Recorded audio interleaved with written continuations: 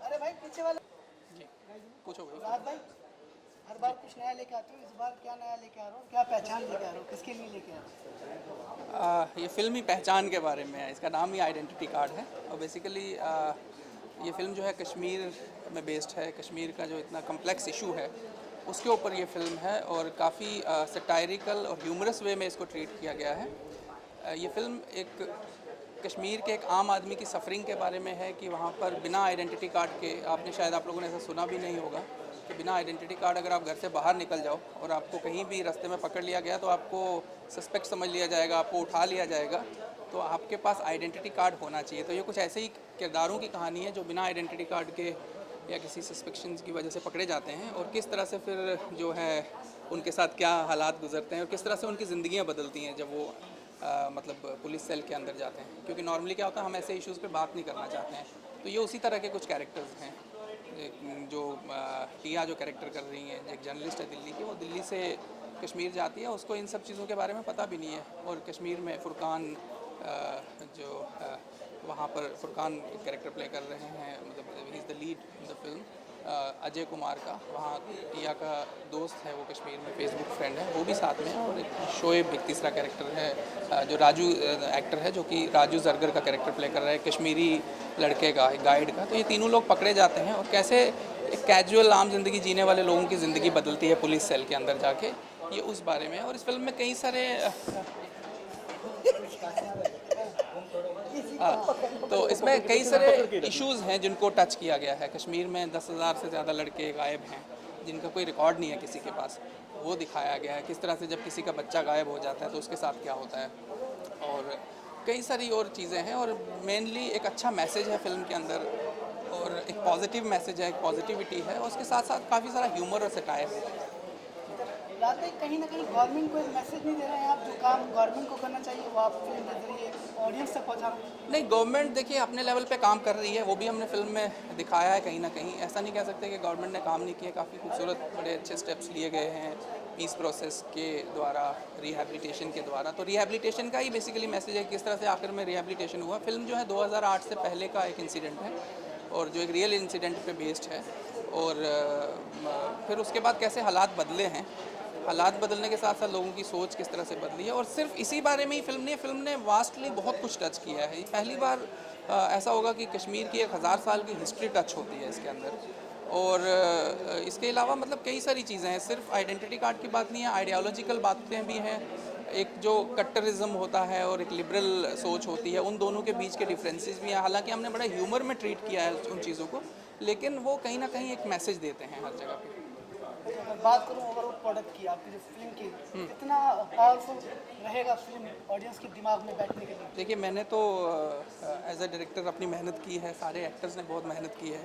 और कुछ बातों से हम कह सकते हैं कि ये कुछ हद तक प्रूफ भी हुआ है, क्योंकि इंटरनेशनली जितना इसको एक्लेम मिला है फिल्म को, दुनिया भर में जिस तरह से लोगों ने एक्सेप्ट किया है, तो यहाँ भी एक्सेप्ट करना चाहिए। बाकी आप मुझे लगता है प्रोड्यूसर से ज़्यादा पूछ सकते हो कि भाई किस तरह से कितना वो आया है बाहर, जो इन्होंने सुना होगा।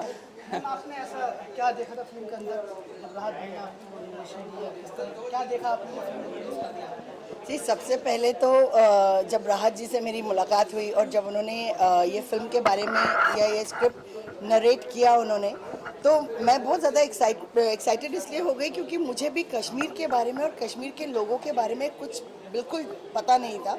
हम लोग आज तक यही जानते रहे हैं कि कश्मीर जो है वो एक टेररिज्म और टेररिस्ट के अलावा कश्मीर में और कोई बातें हम तक नहीं पहुंची हैं।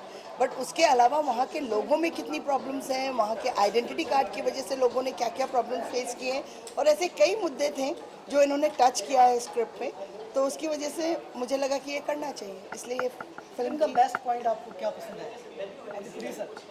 As a producer Rahat ji का बहुत इनोसेंट और बहुत ऑनेस्ट अप्रोच। ओके, फाइनली अगर मैं आपसे बात करूँ, प्रोडक्ट जो बनकर तैयार हुआ है, ऑडियंस के पास क्या मैसेज जाने वाला है? ऑडियंस के पास जो मैसेज है वो मैं बहुत ज़्यादा रिवील नहीं करूँगी। जब वो फिल्म देखेंगे उनको वो मैसेज पता चल जाएगा, क्योंकि ये फिल्म थोड़ा सा एक थ्रिलर के पॉइंट ऑफ व्यू से भी प्रेजेंट की गई है। तो अगर हम बहुत ज़्यादा ओपन करेंगे तो पूरा कहानी एक्चुअली रिवील हो जाएगी। तो मेरे ख्याल से ऑडियंस देखेंगे और उनको सारी चीज़ें पता चलेंगी। मैं एक बात डेफिनेटली कहना चाहूँगी कि ये फिल्म जो है 48 कंट्रीज़ में रिलीज़ हो रही है और इसे ओवरऑल इंटरनेशनली बहुत ज़्यादा एक्लेम की गई है।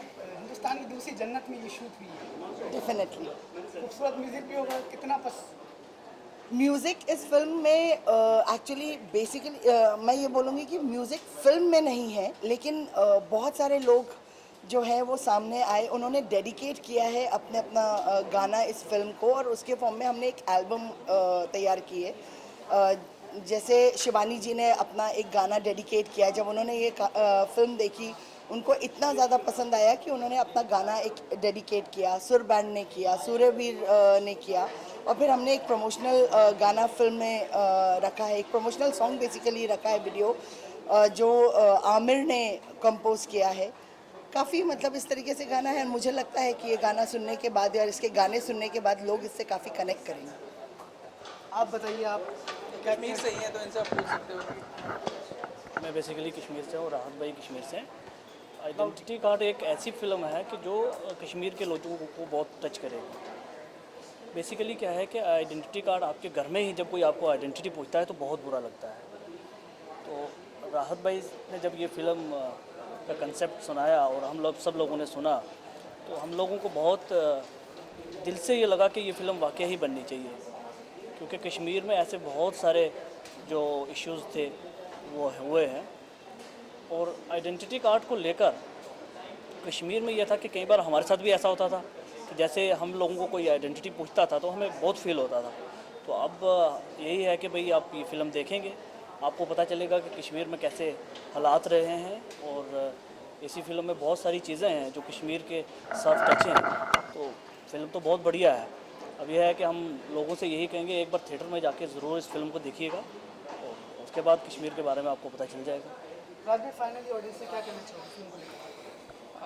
ऑडियंस का प्यार चाहिए इस फिल्म को। बहुत ही ऑनेस्ट फिल्म है और आज के दौर में अच्छी फिल्में बन रही हैं और लोग एक्सेप्ट भी कर रहे हैं। सबसे अच्छी बात ये हाल में जितनी फिल्में आई हैं जो किसी अच्छे इशू के ऊपर हैं, और हम लोगों ने ये ख्याल ज़रूर रखा है कि ये बिल्कुल ना समझें कि ये एक इशू के ऊपर फिल्म है तो बिल्कुल सिर्फ इशू के ऊपर है। इस फिल्म में थ्रू आउट एंटरटेनमेंट है। आपको एक मिनट के लिए ये फिल्म बोर नहीं होने देती। आपको ये फिल्म बहुत हंसाती है और ये फिल्म आपको रुलाती भी है।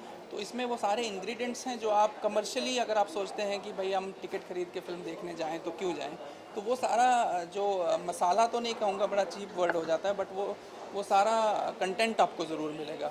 उसके साथ साथ में आपको एक अच्छा मैसेज मिलेगा, कुछ नई चीज़ें मिलेगी, एक नई दुनिया की बातें मिलेंगी। तो मुझे लगता है कि लोग निराश नहीं होंगे इसको देख के। Thank you so much. पहले तो आप अपनी पहचान बताइए। Okay, first of all hello everyone, मेरा नाम फुरकान मर्चेंट है और मैं आपके लिए अपनी फ़िल्म लेकर आ रहा हूँ आइडेंटिटी कार्ड ऑन 29 अगस्त 2014। ये माजरा क्या है? माजरा जो है वो कश्मीर पर है। जो मैंने नोट किया है in obviously more of Maharashtra, अगर आप इंडिया के किसी भी हिस्से में जाके किसी भी लोकल इंसान से पूछिए, जम्मू कश्मीर को छोड़ के किसी भी लोकल इंसान से ये पूछिए कि कश्मीर का क्या मुद्दा है, तो आपको एक ही जवाब मिलेगा, अरे वहाँ बहुत टेररिस्ट और मिलिटेंट्स है। आपको क्या लगता है कि कश्मीर में सिर्फ टेररिस्ट और मिलिटेंट्स है और कोई प्रॉब्लम नहीं है? क्या आपको पता है कि वहाँ 24 आवर्स इलेक्ट्रिक सप्लाई है, वाटर सप्लाई है? क्या वहाँ के लोगों को 2 टाइम की रोटी मिल रही है या नहीं? उनके अपने क्या प्रॉब्लम्स हैं? तो ये जो मूवी है आइडेंटिटी कार्ड, ये कश्मीर के उन सब मुद्दों पर है, टेररिज्म छोड़ के, जो वहाँ के लोग फेस कर रहे हैं लेकिन दुनिया को नहीं पता है। वहाँ भी इंसान रह रहे हैं, उनके अपने प्रॉब्लम्स हैं जैसे आपके और मेरे हैं। तो हमने उन्हें बड़ी खूबसूरती से हाईलाइट करने की कोशिश की है, छोटी छोटी चीज़ें से बड़े बड़े प्रॉब्लम्स। लेकिन हाँ, इस फिल्म में हमने टेररिस्ट मिलिटेंट्स नहीं दिखाए हैं, ना कुछ बड़ी फाइट एक्शन सीक्वेंस चल रहा है कि एक STF कॉप हीरो है और एक मिलिटेंट हीरो है और उन दोनों की बड़ी घमासान युद्ध चल रही है और तालियां सीटियाँ बज रही है, वैसा कुछ नहीं है। बहुत रियलिस्टिक फिल्म है, रियलिस्टिक प्रॉब्लम्स हैं, and we have tried to cover almost I think 90% of the problems of Kashmiris in this. आपके अगर किरदार की बात करूँ जी तो किस तरह का किरदार है और कितना पावरफुल किरदार है, क्योंकि ये सब्जेक्ट भी काफ़ी पावरफुल उठाया गया है। जी, मेरा किरदार जो है अजय कुमार, वो एक स्टूडेंट है, वो कश्मीर एडमिनिस्ट्रेटिव सर्विसेज के लिए पढ़ाई कर रहा है, जो कि बहुत ही हाई लेवल एग्जामिनेशन होता है, जैसे हमारे यहाँ IAS होता है। तो आप समझ सकते हैं कि ये जो कैरेक्टर है ये कितना सुलझावा कैरेक्टर होगा लाइफ में। ये कोई कॉलेज गोइंग या स्कूल गोइंग स्टूडेंट नहीं है जो बहक सकता है, इसको अपनी राह क्लियरली मालूम है, इसे लाइफ में क्या करना है क्लियरली पता है और सुलझावा इंसान है। और क्योंकि कश्मीरी है, खुद बाहर से आया हुआ स्टूडेंट नहीं है, तो इसे कश्मीर के हालात भी बहुत अच्छे से पता है और ये जानता है कि अगर गलती से इत्तेफाक से अगर ये प्रॉब्लम में पड़ गया तो वो प्रॉब्लम से कैसे जूझना और उससे कैसे निकलना। तो बहुत ही सुलझा हुआ और प्यारा सा कैरेक्टर है, मगर अनफॉर्चुनेटली कहते हैं ना, किस्मत जब होती है तो कुछ नहीं कर सकते, तो बेचारा फिर भी फंस जाता है। ये टिया के साथ आखिर जो 4 उंगली वो कब होती है फिल्म? ये फिल्म के स्टार्ट में ही हो जाती है, क्योंकि बाकी पूरी फिल्म तो सीरियस मुद्दे पर चलती है, तो जो आंखें 4, 8, 10 होना है वो सब स्टार्ट में हो जाता है। और वो पैकेज जो बन के तैयार हुआ है वो क्या मैसेज देगा ऑडियंस को हिंदुस्तान की? जी, ये बहुत अच्छा आपने कहा। ये एक्चुअली हमने ऑब्वियसली कश्मीर को लेके बनाई है, बट अगर आप देखने जाएं इन द लार्जर पिक्चर, ये एक ग्लोबल इशू है। आज कश्मीर का जो प्रॉब्लम था वो गाज़ा में चल रहा है, innocent people are being killed. आप रशियन यूक्रेनियन फोर्सेस में जो फाइट चल रही है उसे पकड़ लीजिए।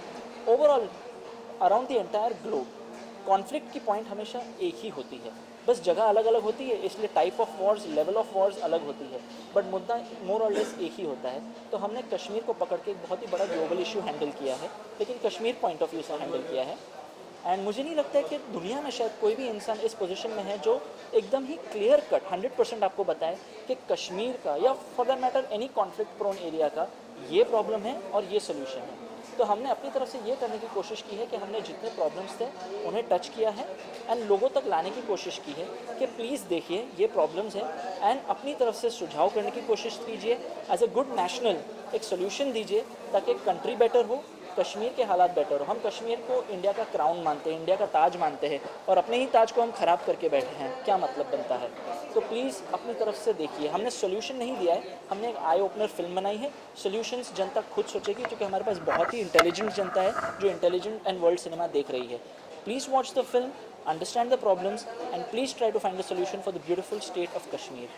म्यूज़िक की अगर बात करें तो उसी जन्नत कहा जाता है जी और उसी मुद्दे पर एक फिल्म बन रही है। जी बिल्कुल तो म्यूज़िक सुनने को मिलेगा?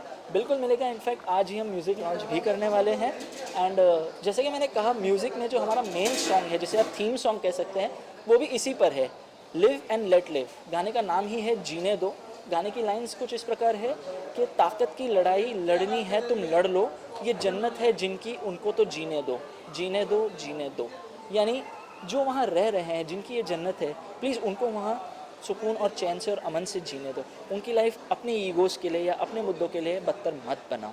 Live and let live, let there be peace all over please. Thank you bro. Thank you very much. Thank you. Montage ले लो भाई फरहान होगा। डन?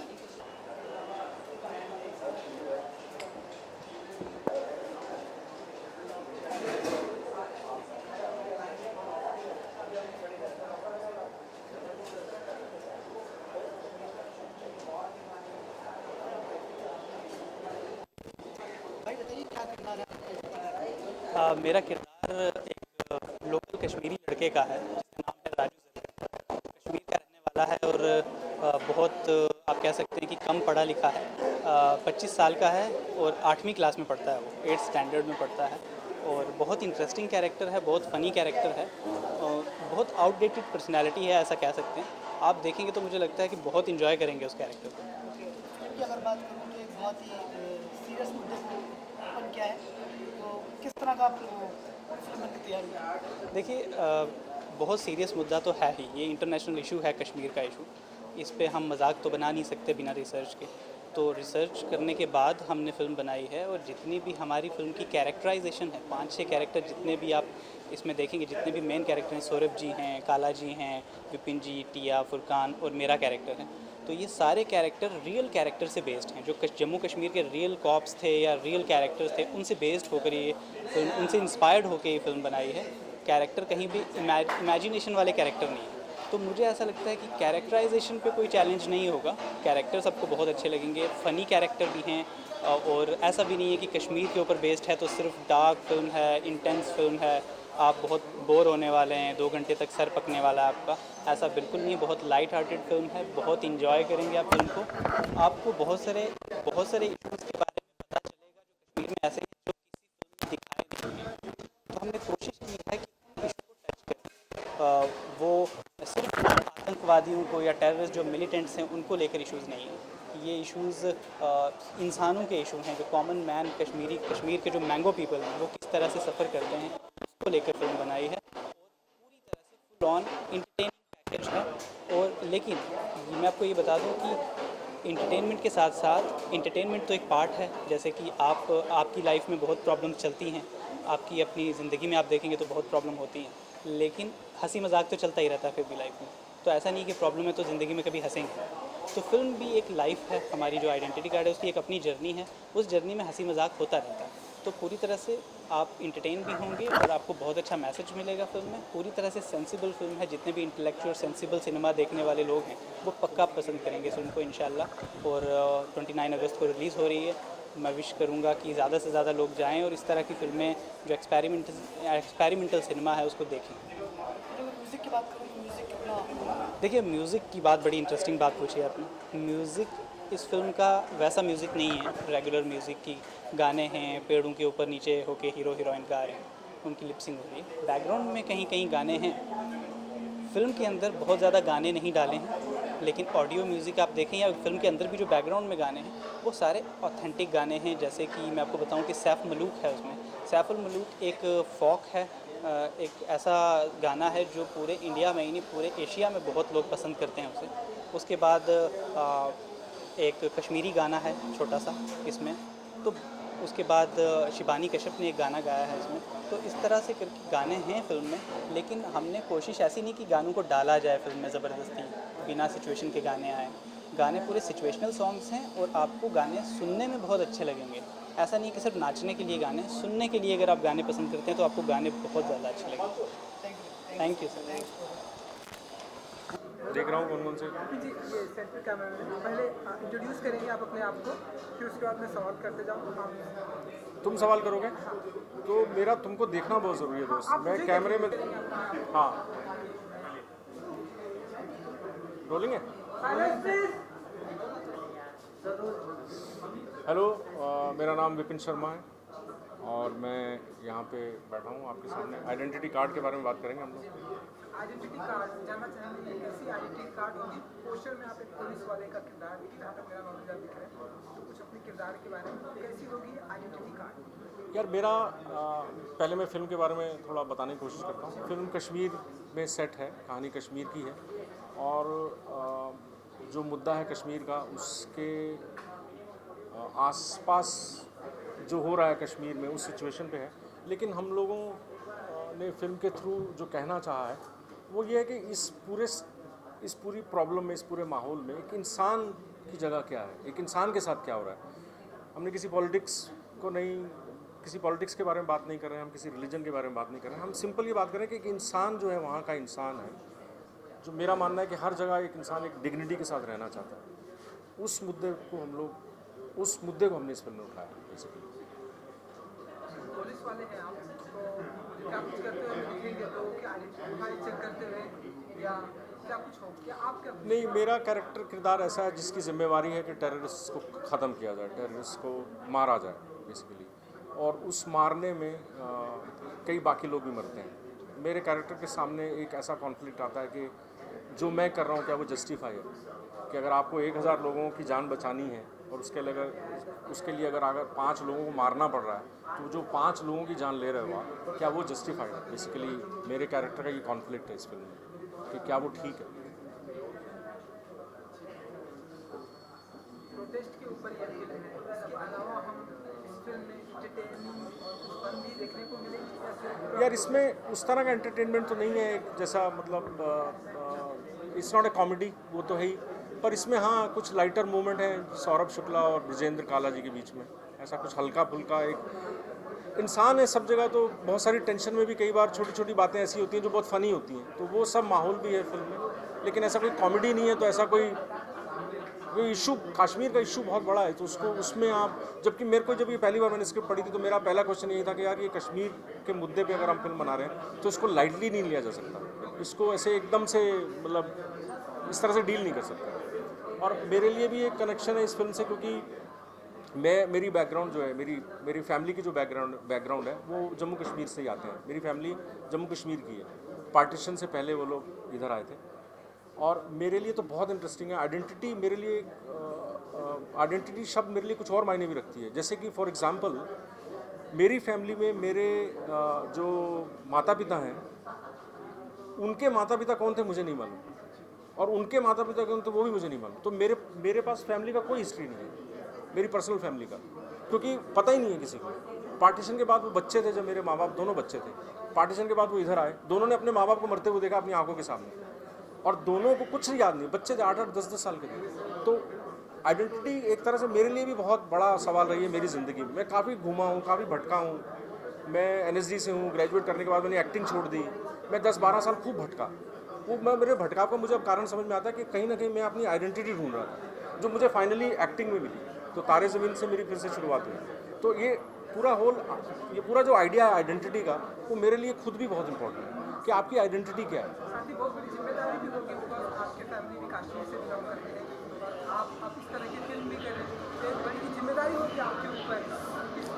बिल्कुल जिम्मेवारी होती है। मैं उसको लाइटली नहीं ले सकता, मैं अपने किरदार को या इस फिल्म को लाइटली नहीं ले सकता। इसलिए करने से पहले मैंने बहुत सारे सवाल उठाए थे। मैं नहीं करना चाहता था, क्योंकि मुझे लगता था कि ये थोड़ा सा कॉमेडी जैसी ना हो जाए। लेकिन हम लोगों ने मिल के, सौरभ ने बहुत इस फिल्म में बहुत कंट्रीब्यूट किया है। हम लोगों ने बहुत सारी चीज़ें ऑन द स्पॉट इम्प्रोवाइज़ की हैं। कहानी को और सॉलिड बनाने के लिए हमने वहाँ दिन रात मेहनत की। हम लोगों की जो स्क्रिप्ट थी, उसके अलावा हमने उस स्क्रिप्ट को बहुत बदला। सौरभ जी के साथ में बहुत बढ़िया। सौरभ और मैं बहुत पुराने दोस्त हैं। हम लोग दिल्ली में थिएटर साथ करते थे। तो सौरभ तो मैं, हम लोग मतलब पुराने लंगोटिया यार बोल सकते हैं।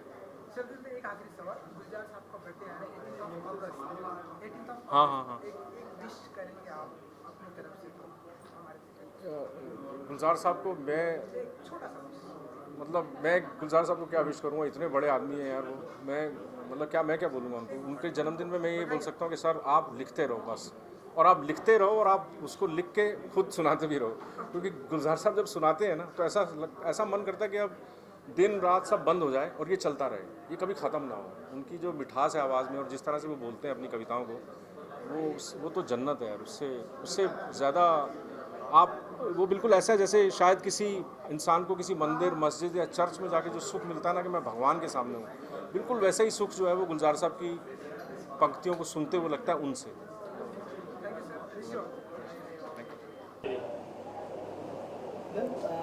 जरा पहचान बताइए, बिना काट के हैं आज आप? बिना कार्ड के हैं। ओके, अपनी पहचान, अपनी आइडेंटिटी बताएं आपको। How interesting. फिल्म का नाम आइडेंटिटी कार्ड है, और एक्चुअली जब आपको खुद की पहचान दिखानी पड़े तो वो काफ़ी सैड चीज़ होती है। एक ऐसी जगह जहाँ पर, जिसे कहते हैं पैराडाइज, वहाँ पर जब लोगों को अपनी पहचान बार बार बतानी पड़े, तो मुझे लगता है कि इससे ज़्यादा, जिसे कहते हैं इनह्यूमन चीज़ कोई हो नहीं सकती। मेरी पहचान ये है कि मैं एक इंसान हूँ। मैं कौन हूँ, ये एक बहुत बड़ा गूढ़ सवाल है, तो इसका जवाब मेरे पास नहीं है। इतना मुझे पता है कि मैं एक्सटर्नली एक एक्ट्रेस हूँ, और इस फिल्म में एक न्यूज़ चैनल हेड का किरदार प्ले कर रही हूँ, जो ऑफकोर्स अपनी स्टोरी को लेकर बहुत पोजेसिव है, लेकिन इसके अलावा कश्मीर इशू भी उसके दिल के बहुत करीब है। बहुत सीरियस मुद्दा है जी सीरियस मुद्दे पे फिल्म है। जी इतने एंजॉय के साथ आपने सीरियस मुद्दे को, इस किरदार को निभाया। जी। देखिए, मुद्दा डेफिनेटली सीरियस है, लेकिन यहाँ इस फिल्म में सबसे खूबसूरत बात ये रही है कि इसको जिस तरह से ट्रीट किया गया है वो आम इंसान समझ पाएगा, क्योंकि ये उसकी सोच के हिसाब से ट्रीट किया गया है। इसको कोई प्रीची तरीके से नहीं कि ऐसा होना चाहिए या वैसा होना चाहिए, ऐसा कुछ नहीं। ये नॉर्मल लोगों की ज़िंदगी है, वो किस तरह से जी रहे हैं, किस तरह की जद्दोजहद कर रहे हैं, किस तरह के डिलेमास फेस करते हैं, इस बारे में कहानी है। और जहाँ तक खुशी का सवाल है, जब आपकी स्क्रिप्ट अच्छी होती है, आपके लोग अच्छे होते हैं, को एक्टर्स, आपके डायरेक्टर्स, आपकी टीम अच्छी होती है, तो खुशी अंदर से आती है, और आई थिंक उसी वजह से अच्छी परफॉर्मेंसेस लोग देते हैं।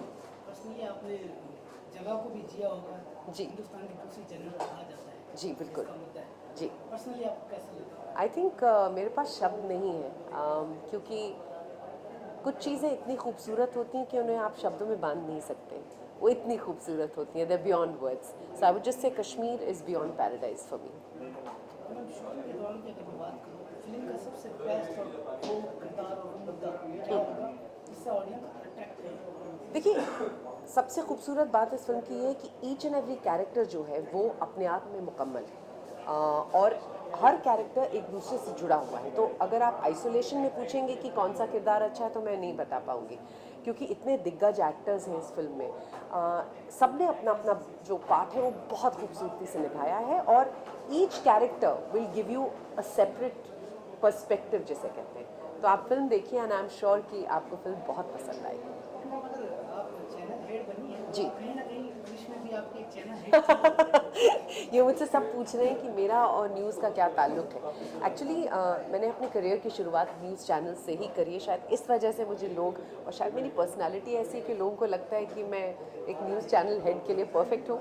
सो थैंक यू वेरी मच। लेकिन of course it's a power game, मज़ा भी आता है, अथॉरिटी है एंड लेकिन न्यूज़ से रिलेटेड चीज़ें मुझे पर्सनली बहुत पसंद है, इसलिए शायद वो वाइब मैं देती हूँ और लोगों को वो वाइब मिलती है। हिंदुस्तान की जन्नत किरदार एक सब्जेक्ट बने जी इसमें म्यूजिक ना हो उसकी खूबसूरती के लिए, जी तो ये तो कह नहीं सकते, लेकिन आपके अगर पॉइंट ऑफ व्यू से बात करूँ तो म्यूजिक किस अंदाज का होगा इस फिल्म का? इस फिल्म में म्यूज़िक सिचुएशनल होगा, according to the thought of the film, according to the story of the film, क्योंकि म्यूज़िक एक बहुत ही इंटेग्रल पार्ट होता है फिल्म का टू कम्युनिकेट अ स्टोरी। तो मुझे कभी कभी लगता है कि शब्द शायद वीक पढ़ सकते हैं लेकिन म्यूज़िक वीक नहीं पढ़ सकता। So I believe that the music is absolutely apt, beautiful, haunting, और जो लिरिक्स हैं वो इतने खूबसूरत हैं and very very in tune with the theme of the film. अच्छा, आप एक किरदार से बहुत डरती थी, कृष्ण, जी भूत से आप डर रही थी। लेकिन असल लाइफ में भूत से बिल्कुल नहीं डरती, शायद मैं इंसानों से ज़्यादा डरती हूँ। भूत मुझे नहीं डरा पाते जितना इंसान डरा देते हैं। अगर किरदार को जी जाहिर किया जाएगा जी तो किस अंदाज में जाना जाएगा? खड़ूस, स्ट्रिक्ट, नो नॉनसेंस, लेकिन definitely somebody who knows her job. वो बेकार में ही नहीं चिल्लाती, बेकार में ही अग्रेसिव नहीं होती, उसको अपना जॉब अच्छी तरह से करना आता है और उसको ये भी पता है कि मुझे अपना काम कैसे निकलवाना है। That's very important.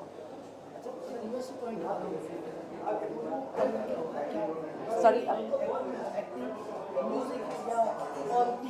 मेरे लिए personally actually combination, really combination, क्योंकि एक्टिंग एक अलग भाषा बोलती है, म्यूज़िक उसमें लय डालती है, उसमें तरंगे देती है, और I think together they make a magical combination. मैं सिर्फ इतना कहना चाहूँगी कि please be kind to people. आज के ज़माने में टेक्नोलॉजी इतनी बढ़ गई है कि इंसान से मतलब edge to edge contact, B to B contact जगह edge human to human contact बहुत कम हो गया है। तो जो आप व्हाट्सएप पे या जो आप मैसेजिंग पे एक दूसरे से बोलते हैं, वो अगर आप सामने एक दूसरे से कहें तो शायद रिलेशनशिप्स टूटना बंद हो जाएं। और जहाँ तक बच्चों का सवाल है, make a rule in the house की डिनर टाइम प्रॉब्ली या जो भी टाइम जब आप सब साथ बैठते हैं, the mobile should be kept on a side, और उस वक्त मोबाइल पर कोई बात नहीं होगी। Otherwise break down of relationships जिस रेट पे चल रहा है, बहुत दिनों मुझे नहीं लगता हमें बहुत वेट करना पड़ेगा जब लोग इतने डिप्रेशन में आ जाएंगे लोनलीनेस की वजह से, despite having people around. So technology is great, it rocks, but you know what, don't kill your relationships, it's not a substitute. Thank you, thank you.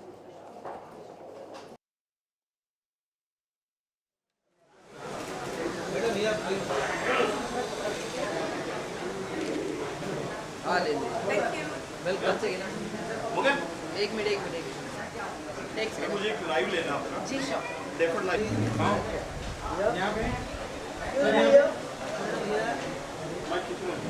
Sir madam sir ma'am ये both of your state ma'am सामने आ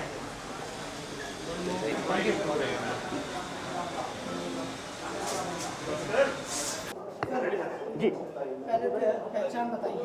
अच्छा, ये identity card, और मैं इसमें एक किरदार कर रहा हूँ हाकिम दीन का, जो कि स्पेशल पुलिस फोर्स जो है उसमें है, ठीक है। तो ये किरदार है मेरा। मैं इधर देखूँ तुमको? हाँ हाँ जी।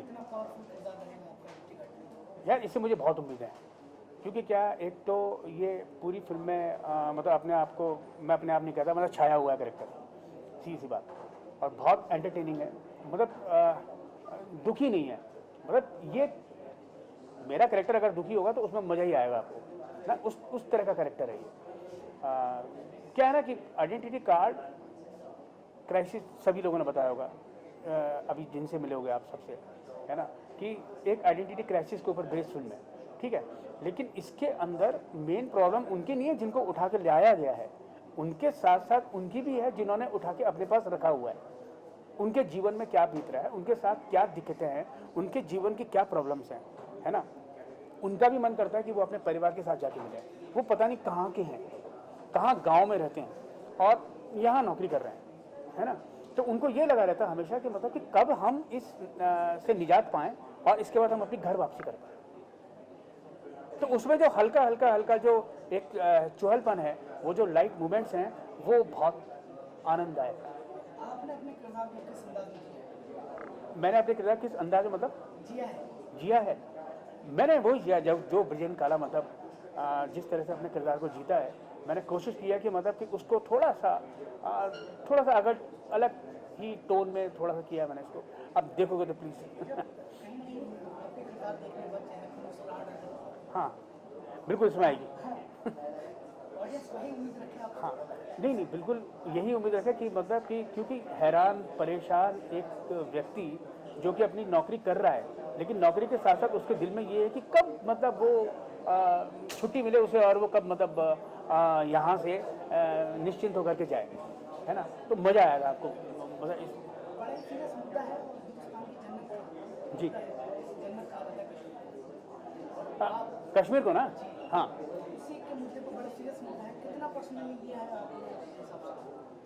भाई मैं तो गया कश्मीर में और मैं जितना वहाँ पर रहा, जिस तरह से रहा, तो मतलब दिल ने चाहा कि मतलब कि यहाँ पर भी छोटी सी एक इंडस्ट्री बसा दो यार, है ना। और यहाँ मतलब जाने का बहाना, कसम से बताना मैं फर्स्ट टाइम गया, उसके बाद मुझे मालूम पड़ा कि सौरभ शुक्ला भी पहली बार गए और पता नहीं विपिन का मुझे आइडिया नहीं है, लेकिन मोस्टली जितने भी हमारे कलाकार थे वो सब फर्स्ट टाइम वहाँ पर गए थे।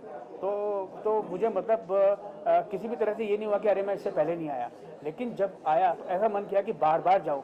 एक फिल्म और की मैंने इन्हीं लोगों की, वो है एक सरकारी जूता, है ना। तो जैसे ही मेरे को ऑफर आया मैंने कहा हाँ मैं चलता हूँ भाई, तो मैं चला गया। तो मतलब वही कि मतलब क्या है वो डायलॉग ना कि मतलब अगर जन्नत है तो यही है यही है यही है, और वो कश्मीर ही है, तो मतलब इसको हाथ से नहीं जाने देना भाई कैसे भी। फाइनली मैं फिल्म को लेकर के ऑडियंस ये कहूँगा, आपने बहुत बड़ी बड़ी पिक्चरें देखी हैं, लेकिन एक ये छोटी सी बहुत बड़ी पिक्चर देखी है। Thank you.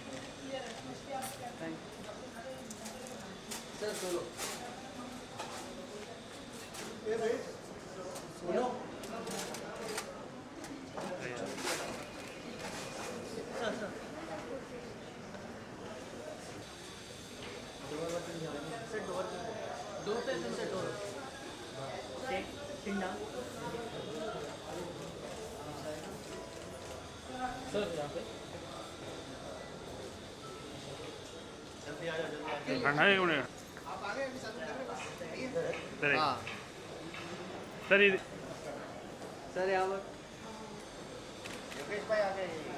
मैं फिर बोलना था तो बोल के मैं आराम से आता था। वो टाइम पे है sir.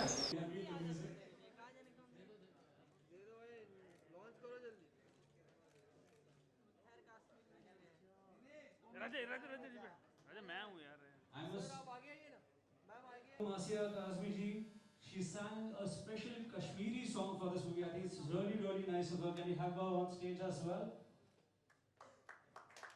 Let's welcome her with a round of applause.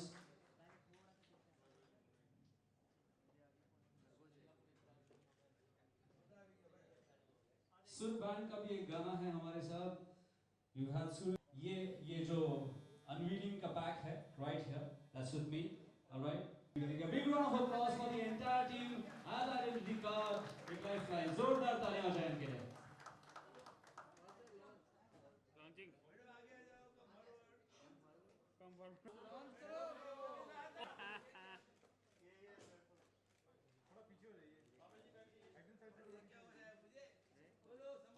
All right, lights, camera, and music. A big round of applause for the entire team right here as they unveil.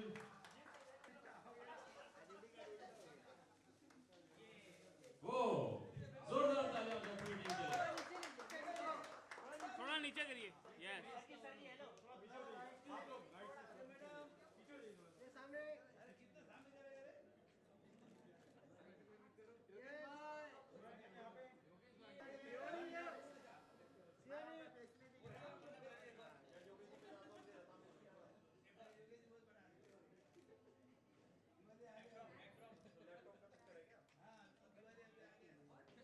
All right, very well done. I think जोरदार तालियां पूरी team के. अजय हो गया. अरे कल बार भी मार दिया मैंने करा.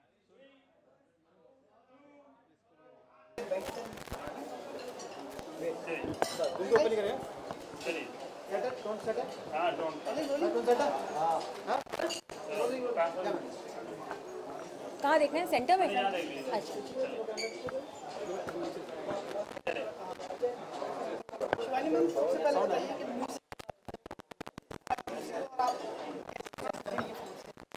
तो जैसे कि मैंने अभी बताया कि ये फिल्म कश्मीर पर बेस्ड है, तो मेरे लिए बहुत सेंटिमेंटल रीज़न है इसलिए क्योंकि मैं जुड़ी हूँ इस फिल्म के साथ. मैंने अपना बचपन कश्मीर में बताया है. श्रीनगर, वेरीना, मटन, बारामूला, कौन सी जगह है जिसको मैं नहीं जानती हूँ वहाँ पे. मेरे फादर आर्मी से बिलोंग करते हैं तो हम लोग वहीं पोस्टेड थे, तो बहुत सालों हम बाहर हैं और मैंने कश्मीर में घूम के वहाँ की चेरी, वहाँ के एप्पल खाए हैं और उस जगह को ऐसे महसूस किया है जैसे शायद ही मतलब और कोई जगह महसूस ना की हो. तो जब मुझे ये इस टॉपिक के बारे में बताया गया और कश्मीर के बारे में बताया गया तो I said I have to do a song for this film. तो ये गाना वैसे तो बहुत सैड सॉन्ग है और it's like an anguish, a cry of anguish. एक सैड सॉन्ग है, इवोकेटिव, बहुत ही इमोशनल सा गाना है, लेकिन इस फिल्म में और इस सिचुएशन में बिल्कुल फिट बैठता है. और इस गाने के जो म्यूज़िक डायरेक्टर हैं वो पाकिस्तान के हैं जिनका नाम है फारूक आबिद साहब, और वो बहुत ही टैलेंटेड म्यूज़िक डायरेक्टर हैं. काश वो आज यहाँ होते हैं हमारे साथ. काश फारूक आबिद जी पाकिस्तान से यहाँ पे पहुँच सकते, लेकिन आपको पता ही है कि आजकल वीज़ाज़ की प्रॉब्लम वगैरह है. लेकिन हमने फिर भी इन सब चीज़ों को बाधाएं नहीं बनने दिया. हमने स्काइप के ऊपर काम किया. उन्होंने मुझे ट्यून स्काइप पे सिखाई, फिर मैंने वोकल्स डब करके उनको वहाँ भेजे पाकिस्तान में. उन्होंने फिर म्यूज़िक क्रिएट करके हम मिक्स करके हमें वापस यहाँ भेज दिया. And that's how we bridge the whole gap. और मेरे ख्याल से बहुत बढ़िया कोलैबोरेशन रहा ये. जले जले गुनगुनाने से पहले मैं बताना चाहूँगी कि कश्मीर जो है उसको हमने यहाँ पे रोते हुए दिखाया है कि कश्मीर क्राई आउट करके कश्मीर खुद बोल रहा है कि मेरे जो नयन हैं जल रहे हैं और बुझे बुझे से हो रहे हैं, मुझे बचाओ, मैं बहुत दिनों से जाग रहा हूँ, मुझे सुलाओ, मुझे शांति चाहिए. क्योंकि कश्मीर बहुत दिनों से एक आग में झुलस रहा है, तो हम चाहते हैं कि वो एक वही शांतिपूर्वक, वही हसीन, वही खूबसूरत जगह वापस बन जाए. जले जले बुझे बुझे ये नैन है तेरे दिए, मैं कब से जाग रही हूँ, मुझे सुलाए कोई तो आए, कोई आए कोई. तो मैं चाहूँगी आप सब कश्मीर की आवाज़ सुने, कोई आए और वहाँ जाके शांति का वर्ड स्प्रेड करें.